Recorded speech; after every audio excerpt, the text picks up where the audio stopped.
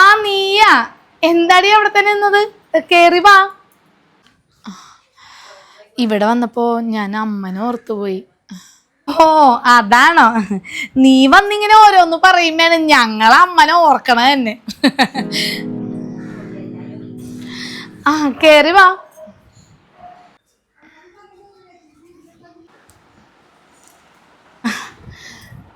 എന്തുണ്ട് അവിടുത്തെ വിശേഷം? ആ അങ്ങനെ പോണു ചേച്ചി. അവനിപ്പോഴും പണിക്കൊന്നും പോകുന്നില്ലല്ലോ അല്ലേ? ഇടയ്ക്ക് എന്തെങ്കിലും പണി കിട്ടുമ്പോ പോകുന്നുണ്ട്. നല്ല മാണിക്കാത്ത ജോലി ഉണ്ടായിരുന്നല്ലേ, അവന്റെ കയ്യിലിരിപ്പോണ്ട് തന്നെയല്ലേ അത് പോയത്. എന്തു പറയാൻ, എല്ലാം എൻ്റെ തലവിധിയാണ് ചേച്ചി. എല്ലാത്തിനും അങ്ങനെ തലവിധിനെ മാത്രം കുറ്റം പറയാൻ പറ്റൂലടി. നമ്മുടെ കയ്യിലിരിപ്പിന്റെ ഉണ്ടാവും. അല്ലെങ്കിൽ തന്നെ ചേട്ടന് എത്ര എത്ര നല്ല ആലോചന അന്ന് കൊണ്ടുവന്നാ നിനക്ക്. ഒറ്റ കാലിൽ നിന്ന് അവനെ തന്നെ നീ കല്യാണം കഴിച്ചല്ലേ. പ്രേമിച്ചിരുന്നപ്പോ ആ ജീവിതമൊക്കെ സ്വർഗതുല്യായിരുന്നു ചേച്ചി. പിന്നെ ജീവിക്കാൻ തുടങ്ങിയപ്പല്ലേ അത് കൊടുന്നരക്കാണെന്ന് തിരിച്ചറിഞ്ഞത്. പ്രേമിച്ചാൽ നല്ലവനെ നോക്കി പ്രേമിച്ച ഒരു കുഴപ്പമുണ്ടാവില്ല. ഞങ്ങളും പ്രേമിച്ചതിനല്ലേ കല്യാണം കഴിച്ചിട്ട് ഞങ്ങൾ സുഖമായിട്ട് ജീവിക്കുന്നില്ല ഇപ്പോഴും. ചേട്ടനെ പോലെ അല്ല എൻ്റെ ഭർത്താവ്. വല്ലാത്ത സംശയമാണ് ചേച്ചി.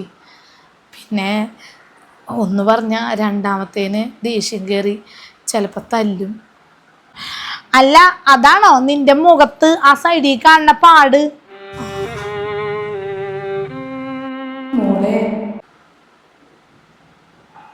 മോളെ നിന്നെ തല്ലിയോ അവൻ?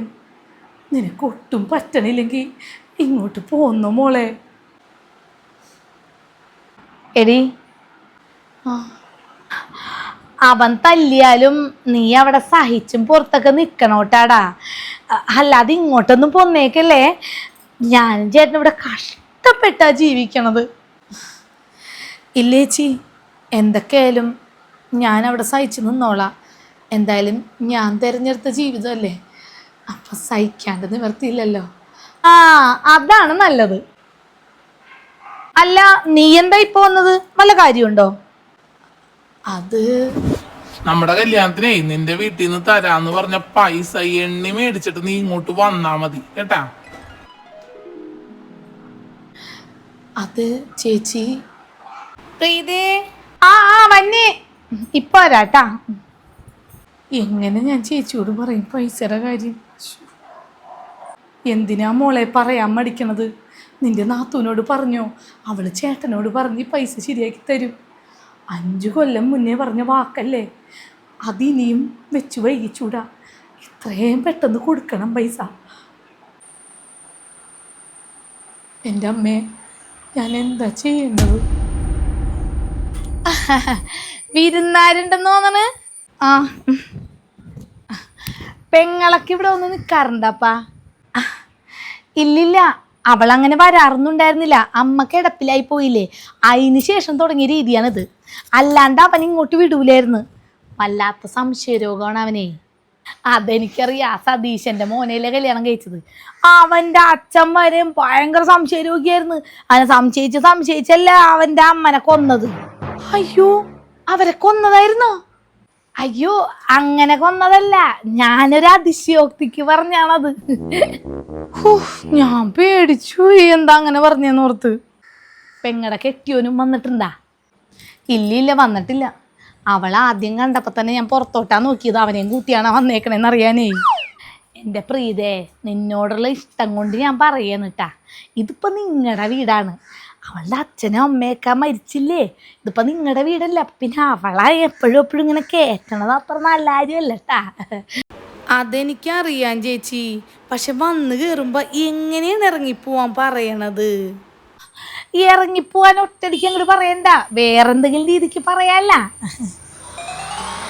ചേട്ടന് കല്യാണത്തിന് മുന്നേ അനിയത്തി എന്ന് പറഞ്ഞ ജീവനായിരുന്നു. അതൊക്കെ ഞാൻ തന്നെയാണ് മാറ്റിയെടുത്തത്. ഞാൻ ഓരോ പ്രാവശ്യം അവൾ വരുമ്പോൾ ഞാൻ പറയും, ചേട്ടാ പൈസ ചോദിക്കാൻ വന്ന് എൻ്റെ കഴുത്തിൽ മാലൂരിക്കൊടുത്ത് അത് കൊടുത്ത് ഇത് കൊടുത്തൊക്കെ പറയും. പിന്നെ ചേട്ടൻ അവൾ ഇഷ്ടമില്ലാതായി. എന്താണ് എപ്പോഴും പൈസ ചോദിക്കാൻ വന്നെന്നുള്ളൊരു ഇത് വന്നേ. 2 പ്രാവശ്യം അവളുടെ കേസ് പറഞ്ഞപ്പോൾ തന്നെ ചേട്ടൻ എനിക്ക് പൈസ അയച്ചു തന്നു. ഞാൻ അവ കൊടുത്തൊന്നുമില്ല. എൻ്റെ അക്കൗണ്ടിലിട്ട് എനിക്ക് എന്തെങ്കിലും ഒരു ആവശ്യം വരുമ്പോൾ ഞാൻ ചേട്ടനോട് ചോദിക്കുമ്പോൾ ചേട്ടന് തരാൻ മടിയാണ്. ഇതാവുമ്പോൾ അവളുടെ പേരും പറഞ്ഞ് എനിക്ക് പൈസ മേടിക്കാല്ല. എന്തോരം ആവശ്യങ്ങൾ നമുക്ക് ഇവിടെ ഉണ്ട്. നീ ഒരു ബുദ്ധിരാക്ഷസി തന്നെ. അത്ര വലിയ ബുദ്ധിയൊന്നും ഉണ്ടായിട്ടല്ലേ ചേച്ചി, നമുക്കും ജീവിക്കണ്ടേ. അല്ല ചേച്ചി എന്താ വന്നത്? അതെ എടീ, ഒരു 10,000 രൂപ എടുക്കാനുണ്ടാവോ? ഞാൻ മറ്റന്നാള് വൈകിട്ടാവുമ്പോ ഇങ്ങോട്ട് എത്തിച്ചേക്കാം. ഓ പൈസ, പൈസ എൻ്റെ കയ്യിലുണ്ട്, ഞാൻ തരാം. GP ചെയ്താൽ മതിയാവൂ ചേച്ചി? ഓ GPയാ? അവൻ്റെ കയ്യിൽ പൈസ ഒന്നും ഉണ്ടാവൂല പ്രീതേ. ഞാൻ കൊടുത്താലാണ് അവന് കോളേജിലോട്ടൊക്കെ പോകാൻ പെട്രോൾ അടിക്കാനുള്ളത്. അപ്പൊ ഇനി അവൻ്റെ കയ്യിൽ ഉണ്ടെങ്കിൽ തന്നെ കാറ്ററിങ്ങിനൊക്കെ പോയിട്ട് ഉണ്ടെങ്കിൽ തന്നെ അവൻ ചോദിച്ചാൽ തരൂല. ചേച്ചി ആരുടെ കാര്യമാണ് ഉദ്ദേശിച്ചത്? എൻ്റെ മോൻ ജയപ്രകാശിന്റെ കാര്യമല്ലേ ഉദ്ദേശിച്ചത്? അവനെ GP എന്നാണ് അവൻ തന്നെ വിളിക്കണത്. എൻ്റെ പൊന്ന് ചേച്ചി, ഞാൻ ഗൂഗിൾ പേ ആണ് ഉദ്ദേശിച്ചത്. അയ്യോ അതാണ് ഉദ്ദേശിച്ചത്, സോറി ഇട്ടാ, പെട്ടെന്നേ സംശയമായി പോയി. GP എപ്പോഴാവും വിളിച്ചേ. അത് മതി, ഗൂഗിൾ പേ ചെയ്താൽ മതി.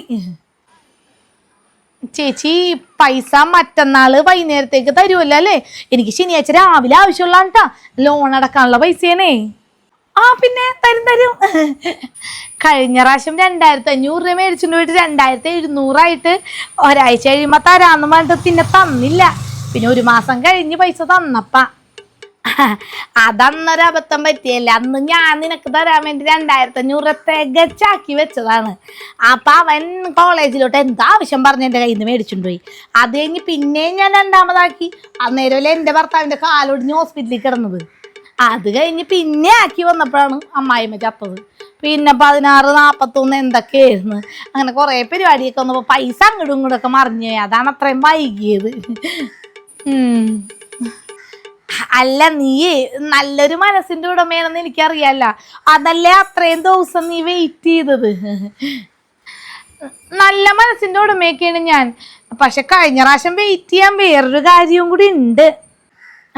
അതെന്താണ്? എങ്ങാനും ചേച്ചിക്ക് പൈസ എന്നിട്ട് കിട്ടിയില്ലെന്ന് പുള്ളിയോട് എങ്ങാനും പറഞ്ഞാൽ പുള്ളി എന്നോട് ചോദിക്കും നിനക്ക് എവിടെ നിന്നാണ് ഈ പൈസ എന്ന്. പിന്നെ പുള്ളിയോടും കണക്ക് പറയേണ്ട വരുമല്ലോ എന്ന് ഓർത്തിട്ടാണ് ഞാൻ പിന്നെ കഴിഞ്ഞ പ്രാവശ്യം ഒന്നും ചോദിക്കാൻ. പക്ഷെ ഈ പ്രാവശ്യം അങ്ങനെയല്ല കേട്ടോ, പ്രശ്നമാവും പൈസ തിരിച്ചു തന്നില്ലെങ്കിൽ. ഈ പ്രാവശ്യം ഞാൻ കറക്റ്റ് സമയത്ത് തരും. നിന്നെനിക്ക് നല്ല ഇഷ്ടമാണ്, നീ എന്തൊക്കെ പറഞ്ഞാലും എനിക്കൊരു കുഴപ്പമില്ല. അതല്ല അന്ന് പൈസ തരാണ്ടായപ്പോൾ നീ എന്തൊക്കെ എന്നെ പറഞ്ഞ്. വേറെ വല്ലവരായിരുന്നെങ്കിൽ ഞാൻ പിന്നെ പോയി ചോദിച്ചാൽ പൈസ ചോദിക്കില്ല. നീ ആയതുകൊണ്ട് എനിക്ക് അങ്ങനെയൊന്നും കുഴപ്പമില്ല. നീ പറയണത് ഞാൻ ദഹിക്കൂടെ കെട്ടിയിരിക്കൂടെ അങ്ങോട്ട് കളഞ്ഞ അത്രേ ഉള്ളൂ. അത് പിന്നെ പൈസ കിട്ടാതായപ്പോ ഞാൻ അറിയാണ്ട് പറഞ്ഞതാ. അതിപ്പോ ആരാണെങ്കിലും പറയൂലേ, അതൊന്നും കുഴപ്പമില്ലടി. ശരി എന്നാ പോട്ടെ ട്ടാ.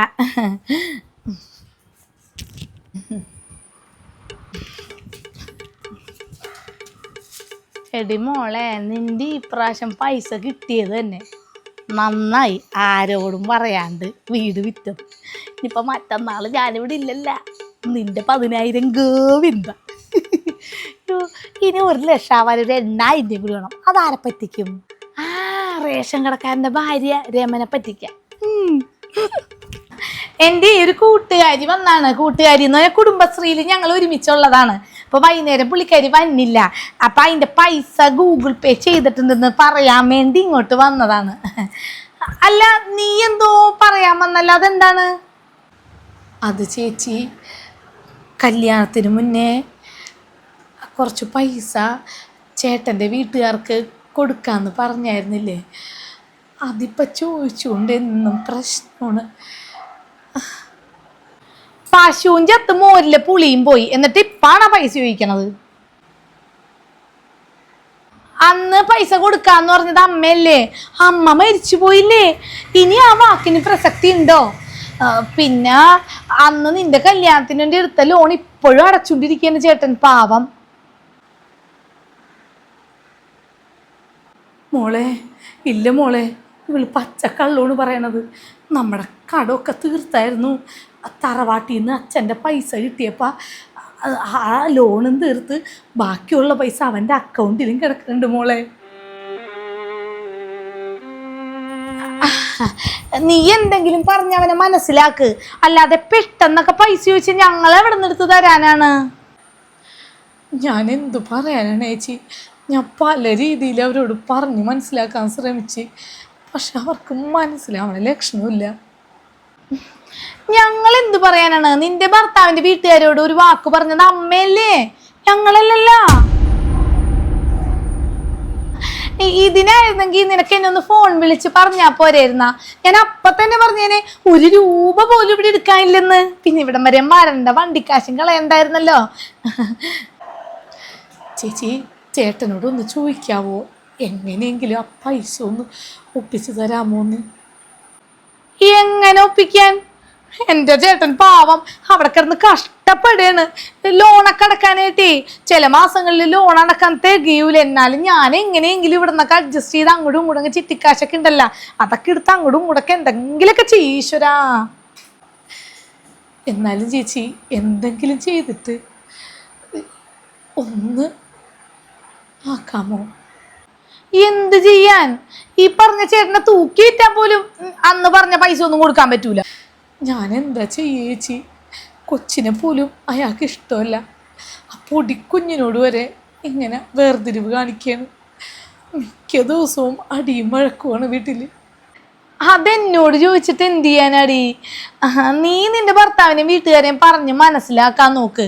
അതല്ലാതെ ഇതിനകത്തൊരു പോംവഴിയുണ്ടെന്ന് എനിക്ക് തോന്നണില്ല. പിന്നെ അമ്മ പണ്ട് പറയുമായിരുന്നല്ലേ നിനക്ക് തരാനുള്ളതൊക്കെ കല്യാണത്തിന് എന്നെ കൊടുത്തിട്ടുണ്ടെന്ന്. മക്കളെ, അമ്മ അങ്ങനെ ഒന്നും പറയൂലായിരുന്നടാ. നിനക്ക് എന്തെങ്കിലും തന്നെ നിനക്കൊന്നും കൊടുത്തിട്ടില്ല എന്നേ അമ്മ പറഞ്ഞിട്ടുള്ളൂ. പിന്നെ കല്യാണം കഴിഞ്ഞിട്ടും ആങ്ങളുടെ അടുത്ത് വന്ന് എപ്പോഴും പൈസ ചോദിക്കുന്നത് അത് നല്ല കാര്യമാണോ? നീ തന്നെ ഒന്ന് ചിന്തിച്ചു നോക്ക്.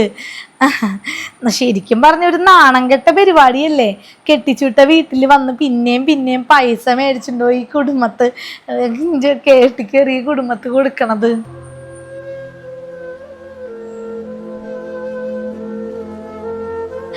അല്ല, നീ ഇപ്പൊ പോകുമോ? എനിക്കൊന്ന് പുറത്തു പോവാനുണ്ടായിരുന്നു. ആ, ഞാൻ പൊക്കോളാം ചേച്ചി.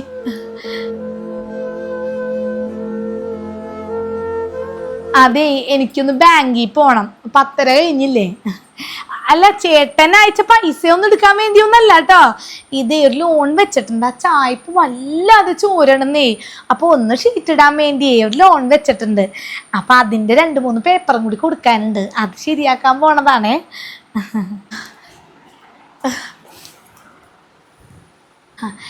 എന്തെങ്കിലും വഴി ഉണ്ടായിരുന്നെങ്കിൽ ഞങ്ങൾ സഹായിച്ചേനെ കേട്ടോ. എന്നാ നീ ചെല്ല്.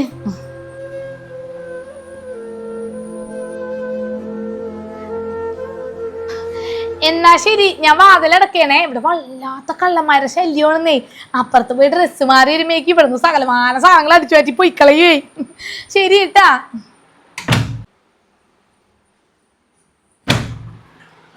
ഇവക്ക് നാണോ മാനോ ഒന്നും ഇല്ലാതായ ആ കുടുംബത്തിൽ നിന്ന് ഏറിയപ്പാ.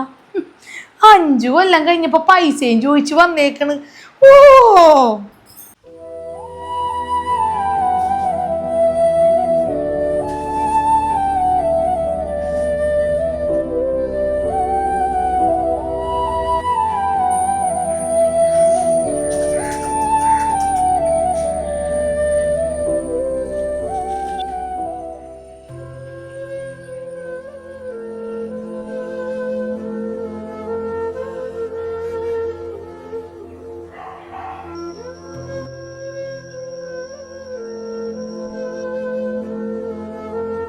ലോകം മുഴുവൻ കൂടിയുണ്ടെങ്കിലും മാതാപിതാക്കളുടെ സ്നേഹത്തിന് പകരം ഒന്നുമില്ല.